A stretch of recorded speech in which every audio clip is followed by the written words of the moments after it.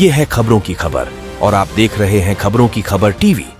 आम आदमी पार्टी इस वक्त मुश्किलात का सामना कर रही है क्योंकि दिल्ली के वज़ीर आला अरविंद केजरीवाल समेत कई सरकर्दा लीडरान जेल में बंद हैं।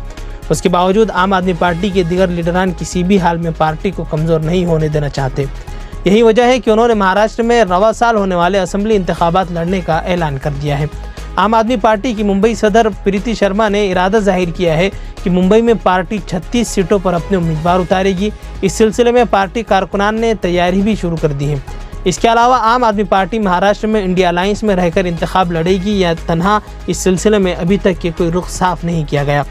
प्रीति शर्मा का कहना है कि आम आदमी पार्टी इंडिया अलायंस का एक मजबूत हिस्सा है। हालांकि इंडिया अलायंस लोकसभा इंतखाबात के लिए बना था और उसमें भी हमारी जीत हुई थी। महाराष्ट्र असेंबली इंतखाबात एक अलग मौजू है, ये मकामी इशूज़ पर लड़ा जाएगा।